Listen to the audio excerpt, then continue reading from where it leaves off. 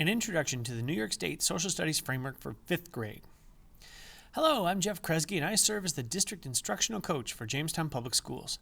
In an effort to make the New York State frameworks easier to access and understand, I'll create a series of short videos that will come out about once a month on how you can be covering the social studies frameworks in your classroom. A quick glance at the headlines or social media feed is all the proof that we need that teaching the social studies is more relevant than ever in today's world. As a society, it would seem that we're lacking in empathy, understanding, and a willingness to take even a bit of time to research things on our own. This is where the teaching of social studies can become a powerful tool, both in your classroom and in the world today. The teaching of social studies aims to create an open-minded learner who thoughtfully tackles questions through facts and research, not raw emotion and ill-informed opinion. The New York State Frameworks has 7 different standards for the teaching of social studies for 5th grade. There is no requirement as to how or when a teacher covers these standards. Likewise, these standards don't have to be taught as a standalone. In fact, I'd urge you to integrate them into what you're already doing to make your time more meaningful. To support you in your work, I will cover one of the 7 standards in a short video during the school year. Again, you don't need to cover the standard in that order or that month. However, I hope the videos will serve as a guide or reminder that you're on the right track. Here is a quick overview of the 7 standards for 5th grade found in the New York State Social Studies Framework.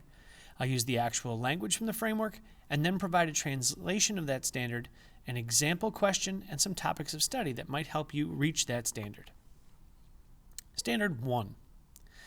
The first humans in the Western Hemisphere modified their physical environment as well as adapted to their environment. Their interactions with their environment led to various innovations and to the development of unique cultures. What they're really asking for in the frameworks is, how did the early Native Americans get here, and how did they adapt to their environment? A question that we might ask kids is, why did the Inuits live in igloos and hunt whales versus the Iroquois, who lived in longhouses, grew corn, and hunted deer? Topics of study might be the theories of immigration to the Western Hemisphere. How did the first people in the Western Hemisphere adapt to their environment? The study of different geographic regions here, and comparing and contrasting different settlement groups by looking into their culture, their environment, their customs, beliefs, values, languages, and their government. Standard 2. Between 1100 BCE and 1500 CE, complex societies and civilizations developed in the Western Hemisphere. Although these complex societies and civilizations have certain defining characteristics in common, each is also known for its unique cultural achievements and contributions. A translation of that might be, what defines civilization, and what are examples from the Western Hemisphere prior to European exploration? An example question that we might ask students are, how are the Incas, Mayas, and Aztecs similar, and how are they different, and why? And topics of study could be to compare and contrast the Incas, Mayas, and Aztecs for environment, clothing, farming, shelter, transportation systems, and government. Standard 3. Various European powers explored and eventually colonized the Western Hemisphere. This had a profound effect on the Native Americans and led to transatlantic slave trade. What they really want to know is who explored North and South America from Europe and what resulted from these explorations and colonies. An example question we might ask students are, what are the differences between New France with their fur trade and the Spanish colonies with gold acquisition, and why was that a case? Topics of study might be the exploration of the Western Hemisphere by European nations, comparing and contrasting the colonies of the Spanish, the Dutch, the French, the Portuguese, and the English, a look into the Columbian Exchange, and a study of the slave trade or Middle Passage. Standard 4.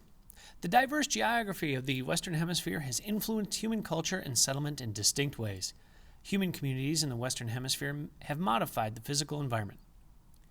A translation to this would be, how are the North, South, and Central American areas different and why, and how do the resources and environment affect that area? Example questions that you might ask are, how are the climate and geography of Central, South, and North America different, and how has that affected development over time?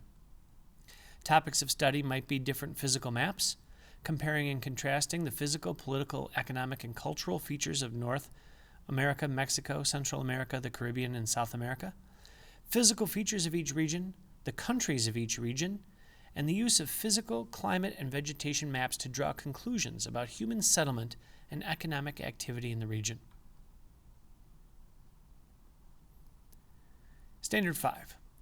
The countries of the Western Hemisphere are diverse, and the cultures of these countries are rich and varied. Due to their proximity to each other, the countries of the Western Hemisphere share some of the same concerns and issues. A translation: how are North, South, and Central America different and why? And how do the natural resources and environment affect that area? An example question that we could ask kids is: how has the climate and geography of Central, South, and North America affected development over time? And we could look into these topics of study. We could compare the cultural characteristics and contributions of the U.S., Canada, Mexico, and a South American country, and we could investigate a current issue or concern shared by those areas, such as environmental issues, trade, and/or immigration. Standard 6. The political systems of the Western Hemisphere vary in structure and organization across time and place. A translation: what has resulted from having different types of governments in the Western Hemisphere? A question we could ask students might be: how has a stable government helped the U.S. and Canada to succeed versus a comparison to some of the unstable governments in Central and South America?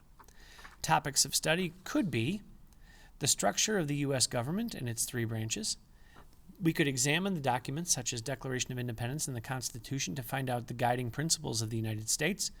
We could compare the U.S. government to that of Mexico, Canada, and another country in the Western Hemisphere. Or we could examine one group that has struggled for equality and civil rights in the Western Hemisphere. Standard 7. The peoples of the Western Hemisphere have developed various ways to meet their needs and wants. Many of the countries of the Western Hemisphere trade with each other, as well as with other countries around the world. What they really want to know is, in the modern world, how are countries in the Western Hemisphere different from each other, and how do they rely upon each other for trade and support? An example question that we might ask students is: how does a raw material from Central South American country feed the industry in North America? Topics of study might be to compare the economies and natural resources of different regions in the Western Hemisphere. We could ask how companies decide where or how to build their products. And we could look at the interdependence of areas that lead to many different products being produced in many nations. Again, these are the 7 standards from the New York State Social Studies frameworks for 5th grade.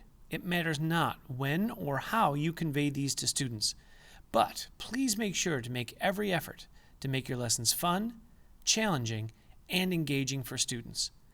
And please remember that if you should need any help, lesson ideas, or further explanation of any of the social studies standards, please do not hesitate to contact me at jeffreyaKresge@jpsny.org or by phone at 716-483-4393 or use extension 7033. I thank you for the work that you're doing to create the active citizens of tomorrow.